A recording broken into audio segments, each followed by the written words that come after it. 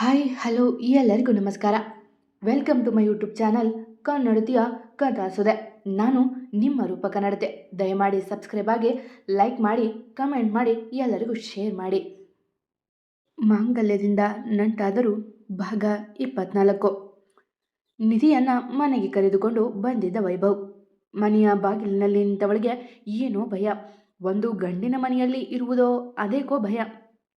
ಅಮ್ಮನ ಕೇಳದೆ ಬಂದು ತಪ್ಪು ಮಾಡಿದೆನಾ ಎಂದು ಯೋಚಿಸುತ್ತಾ ನಿಂತವಳ ನೋಡಿದವ ಮನೆ ತುಂಬಿಸಿಕೊಳ್ಳೋಕೆ ತುಂಬ ಟೈಮ್ ಇದೆ ಬಾ ಎಂದು ಅವಳ ಕೈ ಹಿಡಿದು ಒಳಗೆ ನಡೆದ.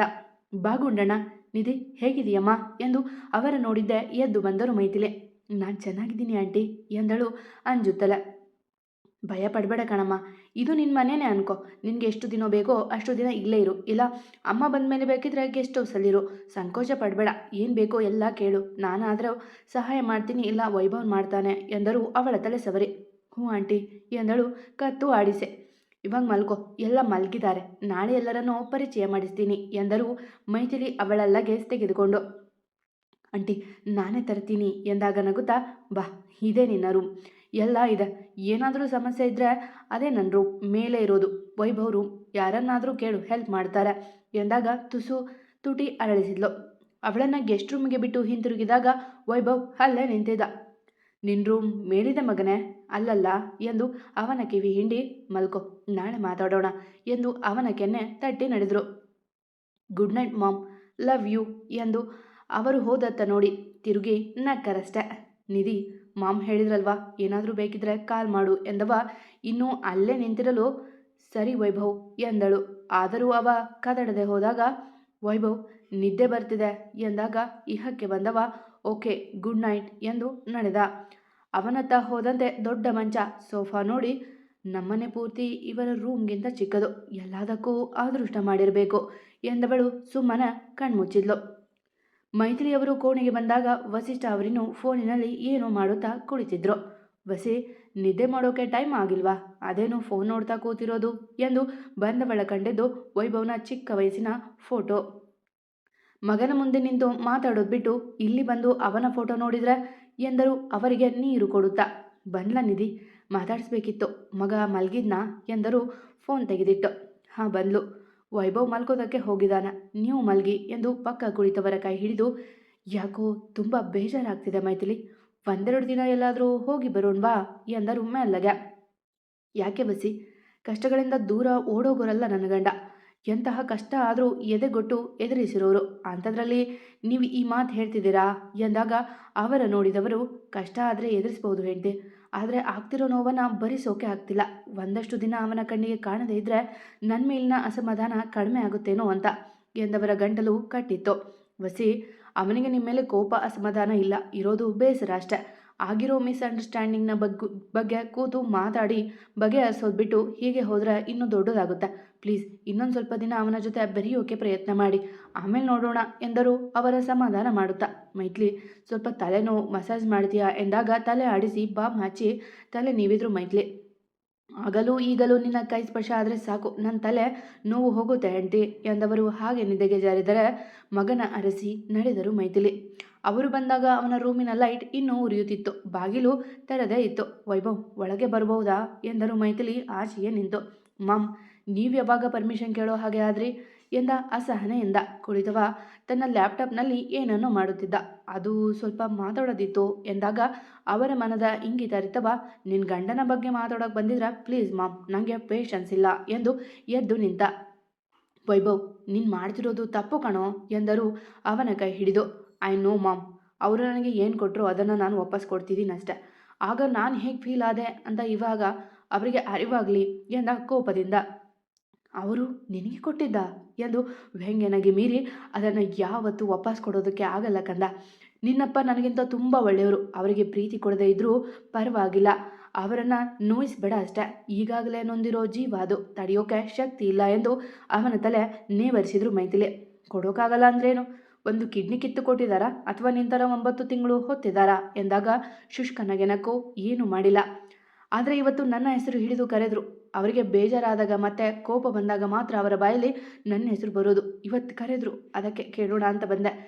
ನೀನಿಷ್ಟ, ನಾನು ವಿರುದ್ಧ ಬರಲ್ಲ, ಆದರೆ ನನ್ನ ಗಂಡನ ಮನಸ್ಸನ್ನು ನೀನು ನೋಯಿಸ್ಬೇಡ, ನಿನ್ನ ತಾಯಿಯಾಗಿ ಇಷ್ಟು ಕೇಳ್ಕೊತೀನಿ ಪ್ಲೀಸ್ ಎಂದವರು ಕೈ ಮುಗಿದು ಅಲ್ಲಿಂದ ಹೊರಟರು. ಐ ನೋ ಮಾಮ್, ಡ್ಯಾಡ್ ತುಂಬ ಒಳ್ಳೆಯವರು ಅಂತ, ಬಟ್ ಅವರು ನನಗೆ ತುಂಬ ನೆಗ್ಲೆಕ್ಟ್ ಮಾಡಿದರು. ನನಗೆ ಚಿಕ್ಕಿ ಹೇಳಿದ್ದಾರೆ ನಾನು ಚಿಕ್ಕವನಿದ್ದಾಗ ನನ್ನ ಬಗ್ಗೆ ಎಷ್ಟು ಅಸಡ್ಡೆ ಮಾಡ್ತಿದ್ರು ಅಂತ, ಅದೆಷ್ಟು ನಿರ್ಲಕ್ಷ್ಯ ಮಾಡಿ ಮಗಳನ್ನು ನೋಡ್ಕೊತಾ ಅವಳನ್ನೇ ಮೆರೆಸಿದ್ರು ಅಂತ. ನಾನು ಅದನ್ನೇ ಮಾಡ್ತೀನಿ, ಅವರ ಮುಂದೆನೇ ಅಮ್ಮನ ಮೆರೆಸಿ ಅವರನ್ನು ನಿರ್ಲಕ್ಷ್ಯ ಮಾಡ್ತೀನಿ. ಹಾಗಂತ ಅವರ ಮೇಲೆ ಪ್ರೀತಿ ಇಲ್ಲ ಅಂತಲ್ಲ. ವೈಭವ್ ವಸಿಷ್ಠ ಅನ್ನೋ ಹೆಸರಲ್ಲೇ ಒಂದು ತೂಕ ಇದೆ ಎಂದು ನಕ್ಕವ ಹಾಸಿಗೆ ಮೇಲೆ ಉರುಳಿದ. ಮನದಲ್ಲಿ ಪ್ರೀತಿ ಇದ್ರೂ ಹೇಳಿದವರ ಮಾತು ಕೇಳಿ ತಪ್ಪು ಮಾಡಿದವನಿಗೆ ನೋವು ಸಿಗುವುದೋ ಅಥವಾ ಪಶ್ಚಾತ್ತಾಪವೋ. ಮತ್ತೊಂದು ಮುಂಜಾವು ಶುರುವಾಗಿತ್ತು ವಸಿಷ್ಠ ಅವರ ಮನೆಯಲ್ಲಿ. ನಿಧಿ ಆಗಲೇ ಎದ್ದು ಆಚೆ ಬಂದಿದ್ಲು. ರಾತ್ರಿ ನಿದ್ದೆಯೂ ಅಷ್ಟಾಗಿ ಇರಲಿಲ್ಲ. ಹೊಸ ಜಾಗ, ಅದಕ್ಕೂ ಹೆಚ್ಚು ಇದು ಬೇರೆ ಮನೆ. ಆಂಟಿ, ಏನಾದರೂ ಹೆಲ್ಪ್ ಮಾಡ್ಲಾ ಎಂದಳು ಅಡುಗೆ ಮನೆಯಲ್ಲಿದ್ದ ಮೈಥಿಲಿ ಅವರ ನೋಡಿ. ಮೈಥಿಲಿ ಅವರು ನಗುತ್ತಾ ನೋಡಿದ್ರೆ ವೈಶಿಷ್ಟ್ಯ ಅವರು ಕಣ್ಣಗಸಿದ್ರು. ಆದರೆ ಮೂತಿ ತಿರುವಿ ವ್ಯಂಗ್ಯವಾಗಿ ನಕ್ಕರು ನಯನ. ಹೋ, ಇದೇನು ಭಾರಿ ದಸರಾ ಗೊಂಬೆ, ಇದಕ್ಕೆ ವಸಿಷ್ಠನ್ನೇ ಎದುರು ಹಾಕ್ಕೊಂಡ. ನಿಮ್ಮ ನೆಮ್ಮದಿ ಹಾಳು ಮಾಡೋದಲ್ವೇ ನನ್ನ ಕೆಲಸ. ಇವಳನ್ನು 4 ದಿನಕ್ಕೆ ಓಡಿಸ್ತೀನಿ, ಮತ್ತು ಹೇಗೆ ನಿನ್ನ ಮದುವೆ ಆಗ್ತಾಳೋ ನೋಡ್ತೀನಿ ಎಂದು ನಕ್ಕಳು ಮನದಲ್ಲೇ. ಬಾ ನಿಧಿ, ಏನು ಬೇಡ, ನಾವು 3 ಜನ ಅಡುಗೆ ಮಾಡ್ತಿದ್ದೀವಿ. ನೈನಾ ಆಲ್ರೆಡಿ ಬಾಗಿಲು ತೊಳೆದಿದ್ದಾಳೆ. ದೇವರ ಪೂಜೆ ಒಂದು ನಾನು ಮಾಡೋ ಹಾಗಿಲ್ಲ, ಮಾಡಿಬಿಡು. ತಿಂಡಿ ತಿಂದು ಕೆಲಸಕ್ಕೆ ಹೋಗುವಂತೆ, ಹೇಗಿದ್ರೂ ಗುಂಡಣ್ಣ ಬರ್ತಾನೆ, ಅವನೇ ಡ್ರಾಪ್ ಮಾಡ್ತಾನೆ ಎಂದಾಗ ತಲೆ ಆಡಿಸಿದ್ಲು. ಮನದಲ್ಲಿ ಮಾತ್ರ ವೈಭವ್ ಕೆಲಸ ಮಾಡ್ತಿರೋದು ಇವರಿಗೆ ಗೊತ್ತಿಲ್ವಾ ಎಂದುಕೊಂಡೆ ಆಚೆ ನಡೆದವಳು. ಇತ್ತ ವಿಶಿಷ್ಟಾಗೆ ರಾತ್ರಿ ಎಲ್ಲ ನಿದ್ದೆಗೆಟ್ಟು ತಲೆ ನುಯ್ಯುತ್ತಿತ್ತು. ಮಗಳಿನ್ನೂ ಬಂದಿರೋದ ಕಂಡು ತಾವೇ ಅವಳ ಬಳಿ ಬಂದರು ವಸಿಷ್ಠ. ಪರಿ, ಏನಮ್ಮ ಇಷ್ಟೊತ್ತು ಮಲಗಿದೆಯಾ, ಯಾಕೆ ಹುಷಾರಿಲ್ವಾ ಎಂದು ಅವಳ ಬಳಿ ಬಂದು ಕುಳಿತರು ವಸಿಷ್ಠ. ನೋಡ್ಯಾಡ್, ಸುಮ್ಮನೆ ನಿದ್ದೆ ಅಷ್ಟೆ ಎಂದಳು ಹೊರಳಾಡುತ್ತಾ. ಎಲ್ಲ ತಿಂಡಿ ಮಾಡ್ತಿದ್ದಾರೆ, ಬಾರೋ ನನಗೆ ಹಸಿವಾಗಿದೆ ಎಂದಾಗ ತಲೆ ಆಡಿಸಿ ಓಕೆ ಪಾಪ 2 ಮಿನಿಟ್ಸ್ ಎಂದವಳು ಮೇಲೆದ್ದು ಬಾತ್ರೂಮ್ ಹೊಕ್ಕಳು. ಅವರಿಬ್ಬರು ಆಚೆ ಬಂದಾಗ ನಿಧಿಯು ಪೂಜೆ ಮುಗಿಸಿ ಬಂದಿದ್ಲು. ಅಂಕಲ್ ಎಂದಳು ಅವರ ನೋಡಿ. ಹೇಗಿದೆಯಮ್ಮ? ಅಮ್ಮ ಹೇಗಿದ್ದಾರೆ? ಮತ್ತೆ ಬರೋದಕ್ಕೆ ಆಗಲೇ ಇಲ್ಲ ಎಂದರು ಬೇಸರದಿಂದ. ಪರವಾಗಿಲ್ಲ ಅಂಕಲ್, ಚೆನ್ನಾಗಿದ್ದಾರೆ, ಟ್ರೀಟ್ಮೆಂಟ್ ನಡೀತಾ ಇದೆ ಎಂದವಳ ಹೆಗಲು ಬಳಸಿ ಇವಳು ವಿಶಿಷ್ಟ ನನ್ನ ಮಗಳು ಎಂದು ಮಗಳ ಪರಿಚಯ ಮಾಡಿದರು. ನಮಸ್ತೆ ಎಂದ ನಿಧಿಗೆ ಹಾಯ್ ಎಂದಳು ವಿಶಿಷ್ಟ. ಬನ್ನಿ ವಸಿ, ಇಲ್ಲಿ ಎಲ್ಲರನ್ನೂ ಮೀಟ್ ಮಾಡಿಸಿ ಎಂದಾಗ ಎಲ್ಲ ಅಂತ ನಡೆದರು. ಇವಳು ನನ್ನ ತಂಗಿ ವೈಶಿಷ್ಟ್ಯ, ಇವಳು ಅವಳ ಗಂಡ ಆಯುಷ್, ಇವರು ಅವರ ಮಗ ಗೌರವ್, ಇವನು ನನ್ನ ತಮ್ಮ ಅದ್ವಿಕ್, ಇವಳು ಅವನ ಹೆಂಡತಿ ನಯನ, ಮಗಳು ಫಾರಿನಲ್ಲಿ ಓದ್ತಿದ್ದಾಳೆ. ಇವಳು ನನ್ನ ಮುದ್ದಿನ ಹೆಂಡತಿ ಮೈಥಿಲಿ, ಮತ್ತೆ ಇವ್ರು ಗೊತ್ತಲ್ವಾ ನನ್ನ ಮಗ ವೈಭವ್ ಎಂದು ವಸಿಷ್ಠ ಅವರು ಪರಿಚಯ ಮಾಡಿದ್ದೆ ಎಲ್ಲರಿಗೂ ನಗು ನೀಡಿದ್ಲು ಕೈ ಮುಗಿದು. ನನ್ನ ಪರಿಚಯ ಮಾಡಿ ಕೊಡೋದೇನೂ ಬೇಕಿಲ್ಲ ಎಂದ ಮೋತಿ ತಿರುವೆ. ಪೆಚ್ಚಾದರು ವಸಿಷ್ಠ. ಅದನ್ನು ನೋಡಿ ಬನ್ನಿ ತಿಂಡಿ ತಿನ್ನೋಣ ಎಂದರು ಮೈಥಿಲಿ. ಎಲ್ಲ ಸೇರಿ ತಿಂಡಿ ಮಾಡುತ್ತಿದ್ರು. ಹೆಂಡತಿ, ನನಗೆ ಇಂಪಾರ್ಟೆಂಟ್ ಕೆಲಸ ಇದೆ, ನೀವೆಲ್ಲ ಮಾತಾಡ್ತೀರಿ, ನಿಧಿ ಬಾಯ್ ಕಣಮ್ಮ ಎಂದವರು ಮಗಳ ಕೈ ಹಿಡಿದು ಪರಿ ನಿನ್ನ ಜೊತೆ ಮಾತಾಡಬೇಕು, ಬಾ ಬಾಯ್ ಆಲ್ ಎಂದು ಅವಳ ಕರೆದುಕೊಂಡು ಬಂದರು. ವೈಭವ್ ತುಟಿ ಕೊಂಕಿಸಿದ ಅವರ ನಡೆಗೆ. ನಿನ್ನ ಫೋನಿಗೆ 5 ಫೋಟೋ ಕಳಿಸ್ತೀನಿ, ಜೊತೆಗೆ ಅವರ ಡೀಟೇಲ್ಸ್, ಯಾರು ಬೇಕೋ ಸೆಲೆಕ್ಟ್ ಮಾಡು, ಸಂಜೆ ಇಲ್ಲ ನಾಳೆ ಹೇಳು, ಅವಸರ ಏನಿಲ್ಲ, ಯೋಚನೆ ಮಾಡು, ಬಾಯ್ ಪರಿ, ಈ ವಿಷಯ ಯಾರಿಗೂ ಹೇಳಬೇಡ ಎಂದವರು ಅವಸರದಿ ನಡೆದರೆ ನಿನ್ನೆ ಋಷಭ್ ಒಪ್ಪಿಗೆ ಕೊಟ್ಟಿದ್ದನ್ನೇ ನೆನೆದವಳು ಫೋಟೋ ಡೌನ್ಲೋಡ್ ಕೂಡ ಮಾಡದೆ ಯಾವುದೋ ಫೋಟೋವನ್ನು ಸೆಲೆಕ್ಟ್ ಮಾಡಿ ಓಕೆ ಎಂದು ಕಳಿಸಿದ್ಲು ವಿಶಿಷ್ಟ. ಪರಿ ಫೋಟೋ ನೋಡಿದ್ಲ ಅಥವಾ ಹಾಗೆ ಕಣ್ಮುಚ್ಚಿ ಕಳಿಸಿದ್ಲ? ಇನ್ನೂ ಅರ್ಧ ಗಂಟೆ ಸಹ ಆಗಿಲ್ಲ, ಅದರಲ್ಲೂ ಈ ಫೋಟೋ ಎಂದು ಚಿಂತೆಗೆ ಬಿದ್ದರು ವಸಿಷ್ಠ. ಮೊನ್ನೆ ಮದುವೆ ವಿಷಯ ತೆಗೆದಿದ್ದ ಹಾಗೆ ಅವಳ ವರ್ತನೆ ಚೇಂಜ್ ಆಯಿತು. ಅವಳೇನಾದರೂ ಯಾರನ್ನಾದರೂ ಪ್ರೀತಿ ಮಾಡ್ತಿದ್ದಾಳಾ ಎಂದು ನೆನೆದವರ ಮನ ಒದ್ದಾಡಿತು. ಅಯ್ಯೋ, ಹಾಗೇನಾದರೂ ಆಗಿದ್ರೆ ನಾನು ಅವಳಿಗೆ ಮಾತಾಡೋಕೆ ಅವಕಾಶನೇ ಕೊಡಲೇ ಇಲ್ಲ, ನಾನಾಕೆ ಹೀಗಾದೆ ಎಂದು ಒದ್ದಾಡಿದವರು. ಇಲ್ಲ, ನನ್ನ ಮಗನ ವಿಷಯದಲ್ಲಿ ತಪ್ಪು ಮಾಡಿದ್ದೀನಿ, ಈಗ ಅದನ್ನೇ ಮಗಳ ವಿಷಯದಲ್ಲಿ ಮಾಡಬಾರ್ದು, ಅವಳ ಭವಿಷ್ಯದ ಪ್ರಶ್ನೆ ಎಂದುಕೊಂಡವರು ತಕ್ಷಣ ಫೋನ್ ತೆಗೆದು ಅವಳಿಗೆ ಕರೆ ಮಾಡಿದರು. ಮಗಳೇ ಎಲ್ಲಿದೆಯಾ ಎಂದರು ಅವಳು ಫೋನ್ ತೆಗೆದ ತಕ್ಷಣ. ಹಾಂ ಪಪ್ಪ, ಇಲ್ಲೇ ಮನೆಯಲ್ಲಿ ಸ್ವಲ್ಪ ದೂರ ಬಂದಿದ್ದೆ ಎಂದಳು ನೀರಸವಾಗಿ. ಹೌದಾ ಪರಿ, ನಾನು ನಿನ್ನ ಜೊತೆ ಮಾತಾಡಬೇಕು, ಫ್ರೀ ಇದೆಯಾಮ್ಮ ಎಂದರು. ಪಾಪ, ನೀವು ಪರ್ಮಿಷನ್ ಕೇಳ್ತಿದ್ದೀರಾ? ಎಲ್ಲಿದ್ದೀರಾ? ಹೋಟೆಲಲ್ಲ ಎಂದಾಗ ನಗುತ್ತಾ, ನಮ್ಮ ರೆಸಾರ್ಟ್ಗೆ ಬಾರಮ್ಮ, ನಾನು ಅಲ್ಲೇ ಹೋಗ್ತಿದ್ದೀನಿ, ಬರ್ತಾ ಅಮ್ಮನನ್ನು ಕರೆದುಕೊಂಡು ಬಾರಮ್ಮ ಎಂದರು ಕಾರ್ ರೆಸಾರ್ಟ್ ಹತ್ತ ತಿರುಗಿಸಿ. ಓಕೆ ಪಾಪ ಎಂದವಳು ತಾನು ಮನೆ ಕಡೆಗೆ ನಡೆದ್ಲು. ಆದರೆ ತಲೆಯಲ್ಲಿ ಇದ್ದಕ್ಕಿದ್ದಂತೆ ಅಪ್ಪ ಕರೆದ ಉದ್ದೇಶ ಏನು ಎಂದು ಯೋಚಿಸುತ್ತಲೇ ನಡೆದಳು. ನಿಧಿ ವೈಭವ್ ಜೊತೆಗೆ ಆಫೀಸ್ ತಲುಪಿದ್ರು. ಮಧ್ಯೆ ಅಮ್ಮನಿಗೆ ತಿಂಡಿ ಕೊಟ್ಟು ಬಂದಿದ್ರು. ಇಬ್ಬರು ಮದುವೆ ಆಗುವವರೆಂದು ಅನೌನ್ಸ್ ಮಾಡಿದ್ರಿಂದ ಯಾರೂ ಪ್ರಶ್ನಿಸುವರಿಲ್ಲ. ನಿಧಿ ಮೇಡಮ್, ನಿಮ್ಮನ್ನು ಸರ್ ಕರೀತಾ ಇದ್ದಾರೆ ಎಂದಾಗ ಋಷಭ್ ಚೇಂಬರ್ಗೆ ನಡೆದಳು ನಿಧಿ. ಸರ್ ಎಂದಳು ಅವರ ಎದುರು ನಿಂತು. ನಿನ್ನೆ ಆಗಿದ್ದನ್ನು ಯಾಕೆ ನನ್ನ ಬಳಿ ಹೇಳಿಲ್ಲ ಎಂದ ಲ್ಯಾಪ್ಟಾಪ್ ನೋಡುತ್ತಲೆ. ಏನು ಸರ್, ಯಾವುದು ಎಂದವಳಿಗೆ ಏನಾಗಿದೆ ಎಂಬುದೇ ಮರೆತು ಹೋಗಿತ್ತು. ಇದರ ಬಗ್ಗೆ ಎಂದು ಲ್ಯಾಪ್ಟಾಪ್ ಅವಳ ಕಡೆಗೆ ತಿರುಗಿಸಲು, ಅದು ಸರ್ ಎಂದಾಗ ಕೋಪಗೊಂಡವ, ಹೇಳಿರಲಿಲ್ಲ ನಿಂಗೆ ಏನಾದರೂ ತೊಂದರೆ ಆದರೆ ಹೇಳು ಅಂತ. ವೈಭವ್ ಇದ್ದ ಸರಿ, ಇಲ್ಲ ಅಂದಿದ್ರೆ ಏನು ಮಾಡ್ತಿದ್ದೆ ಎಂದವ. ಬಾ ನನ್ನ ಜೊತೆ ಎಂದು ಅವಳ ಕೈ ಹಿಡಿದು ಕರೆದುಕೊಂಡು ಬಂದ. ಮಿಥುನ್ ಎಂದರಚಿದ. ನಡುಗುವ ಕಾಲಲ್ಲಿ ಅವನತ್ತ ಓಡಿ ಬಂದಿದ್ದ ಮಿಥುನ್. ಯು ರಾಸ್ಕಲ್ ಎಂದವ ನೇರವಾಗಿ ಅವನ ಕೊರಳ ಪಟ್ಟಿ ಹಿಡಿದು ಏಟು ಕೊಟ್ಟಿದ್ದ. ಸರ್ ತಪ್ಪಾಯ್ತು ಬಿಡಿ ಸರ್ ಎಂದು ಅವನೆಷ್ಟೇ ಬೇಡಿದ್ರೂ ಬಿಡದಂತೆ ಥಳಿಸಿದವ. ಈ ಮಂತ್ ಸ್ಯಾಲ್ರಿ ಹಾಕ್ತೀನಿ, ಇನ್ಮುಂದೆ ನನ್ನ ಆಫೀಸ್ ಅಕ್ಕಪಕ್ಕ ಕಂಡ್ರು ಕೊಂದು ಬಿಡ್ತೀನಿ ಎಂದು ವಾರ್ನ್ ಮಾಡಿ, ವಾಚ್ಮ್ಯಾನ್ ಇವನನ್ನು ಹಾಜೆ ಹಾಕು ಎಂದ ಕೋಪದಿಂದ. ಮಿಥುನ್ ಬೇಡಿಕೊಳ್ಳಲಿಲ್ಲ, ಆದರೆ ಅವನ ನೇರ ನೋಟ ನಿಧಿಯ ಕಡೆಗೆ. ಅವನ ಜೊತೆ ಇದ್ದುದರಿಂದ ಅವಳೇ ಖುದ್ದಾಗಿ ಕಂಪ್ಲೇಂಟ್ ಕೊಟ್ಟಿದ್ದಾಳೆ ಎಂದು ಭಾವಿಸಿದವ ಮತ್ತು ಕೆಟ್ಟದಾಗೆ ಯೋಚನೆ ಮಾಡುತ್ತಾ ನಡೆದ ಅಲ್ಲಿಂದ. ಇನ್ಮುಂದೆ ಈ ಥರ ಬಿಹೇವಿಯರ್ ಯಾರೇ ಮಾಡಿದ್ರು ಧೈರ್ಯದಿಂದ ನನಗೆ ಹೇಳಿ.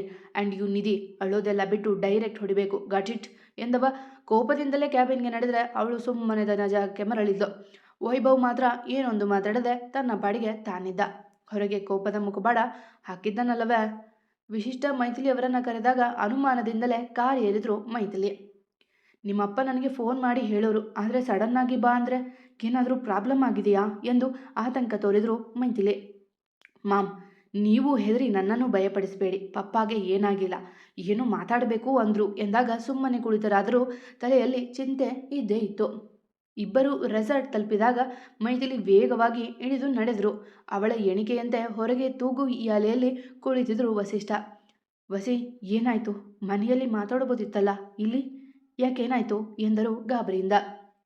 ಮೈತು, ಏನಾಗಿಲ್ಲ, ಕೂತ್ಕೋ, ಮಗಳು ಬರಲಿ ಎಂದು ಅವರ ಕೈ ಹಿಡಿಯುವಷ್ಟರಲ್ಲಿ ಇಷ್ಟ ಸಹ ಬಂದ್ಲು. ನೋಡಿ ಡ್ಯಾಡ್ ಮಮ್ಮಿನ, ಅವರು ಹೆದರಿ ನನಗೂ ಹೆದರಿಸಿಬಿಟ್ರು. ಹೌದು, ಏನು ಕಿಲ್ಲಿಗೆ ಬರೋದಕ್ಕೆ ಹೇಳಿದ್ರಿ ಎಂದಳು ತಾನು ಅವರ ಮಧ್ಯೆ ಕುಳಿತು. ಮಗಳೇ, ನೇರವಾಗಿ ವಿಷಯಕ್ಕೆ ಬರ್ತೀನಿ ಎಂದವರು ಅವಳ ಕೈ ಹಿಡಿದು. ನಾನು ನಿನಗೆ ಫ್ರೀಡಮ್ ಕೊಟ್ಟಿಲ್ವಾ ಎಂದರು ಅವಳ ಕಣ್ಣಲ್ಲಿ ಕಣ್ಣಿಟ್ಟು. ಯಾಕೆ ಪಪ್ಪ ಎಂದಳು ಗಾಬರಿಯಿಂದ.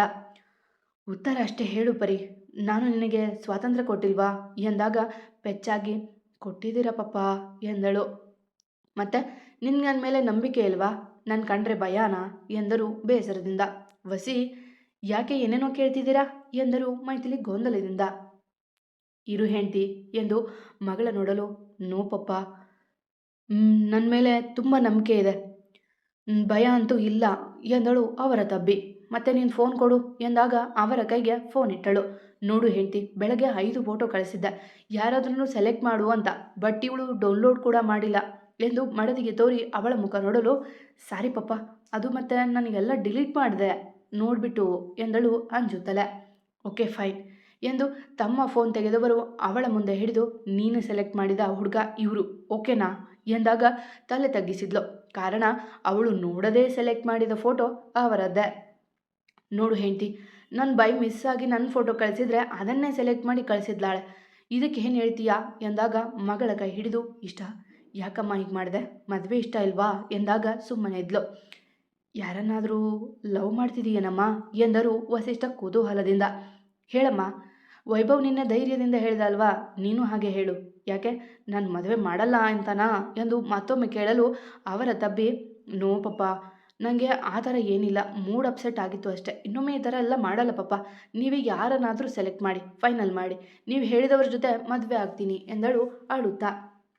ಪರಿ, ನೀನು ಅಳಲಿ ಅಂತ ಕೇಳಿಲ್ಲ ಕಂದ, ಪ್ರೀತಿ ಮಾಡೋದು ತಪ್ಪಲ್ಲ, ನಾವು ಆಯ್ಕೆ ಮಾಡೋ ವ್ಯಕ್ತಿ ಸರಿ ಇರಬೇಕಷ್ಟೆ. ನೀನು ತಪ್ಪು ಮಾಡಿಲ್ಲ ಅಂದರೆ ಹೇಳು, ನಾನು ಕಣ್ಣು ಮುಚ್ಚಿ ನಿನಗೆ ಮದುವೆ ಮಾಡ್ತೀನಿ. ನೀನು ಸೆಲೆಕ್ಷನ್ ಬಗ್ಗೆ ನನಗೆ ಗೊತ್ತಿದೆ ಮಗಳೇ ಎಂದಾಗ ಎಲ್ಲವ ಅಪ್ಪನ ಬಳಿ ಹೇಳಿಬಿಡಲೇ ಅನಿಸಿದ್ರು ಅಪ್ಪನಿಂದ ದೊರೆತರೆ ಅದು ಪ್ರೀತಿಯಾಗದು, ಅಷ್ಟಕ್ಕೂ ಅವನೇ ಬೇರೆ ಮದುವೆಗೆ ಒಪ್ಪಿಗೆ ಕೊಟ್ಟಿದ್ನಲ್ಲ ಎಂದು ನಿಟ್ಟುಸಿರು ಬಿಟ್ಟವಳು. No papa, I am sorry, ನೀವೇ ಸೆಲೆಕ್ಟ್ ಮಾಡಿ, ಯು ಆರ್ ದಿ ಬೆಸ್ಟ್ ಎಂದು ನಿಟ್ಟುಸಿರು ಬಿಟ್ಟು, ಫೈನ್, 5 ಜನರಲ್ಲಿ ನಾನೇ ಫೈನಲ್ ಮಾಡ್ತೀನಿ, ಇನ್ನೊಮ್ಮೆ ಕೇಳ್ತೀನಿ, ನಿಂಗೆ ಓಕೆನಾ ಎಂದಾಗ ತಲೆ ಆಡಿಸಿ ನಕ್ಕಳು ವಿಶಿಷ್ಟ. ಅಪ್ಪ ಮಗಳು ಮಾತಾಡೋದಕ್ಕೆ ನನ್ನ ಯಾಕೆ ಕರೆಸಿದ್ದು ಎಂದರು ಕೋಪ ನಟಿಸಿದ ಮಡದಿಯ ಬಳಸಿ. ಇಬ್ಬರಿಗೂ ಸ್ನ್ಯಾಕ್ಸ್ ಮಾಡೋಕೆ ಎಂದಾಗ ನಗು ಮೂಡಿತು ಅಲ್ಲಿ. ಮತ್ತಷ್ಟು ಸಮಯ ಇಬ್ಬರು ಹರಟಿದ್ರು. ನಂತರ ಅಮ್ಮನ ಮನೆಗೆ ಡ್ರಾಪ್ ಮಾಡಿ ವಿಶಿಷ್ಟ ಕೆಲಸಕ್ಕೆ ನಡೆದರೆ ವಸಿಷ್ಠ ಹೋಟೆಲ್ ಕಡೆಗೆ ನಡೆದ್ರು. ಸಂಜೆ ವೈಭವ್ ನಿಧಿ ಜೊತೆಗೆ ಮನೆ ಸೇರಿದ್ರು. ಆದರೆ ಅವನು ಮಾತ್ರ ಮೌನ ಮುರಿದು ಅವಳನ್ನು ಮಾತನಾಡಿಸಲೇ ಇಲ್ಲ. ಎಲ್ಲರೂ ಟೀ ಕುಡಿದು ರೂಮ್ ಸೇರಿದ್ರು. ವಿಶಿಷ್ಟ ಮನೆಗೆ ಬಂದಿರಲಿಲ್ಲ. ವಸಿಷ್ಠ ಅವರು ಯಾವುದೋ ಮೀಟಿಂಗ್ ಎಂದು ಮೊದಲೇ ಹೇಳಿದ್ರೆ, ವಿಶಿಷ್ಟ ಯಾವುದೋ ರಿಸೆಪ್ಷನ್ ಇವೆಂಟಲ್ಲಿ ಬ್ಯುಸಿ ಇದ್ಲು.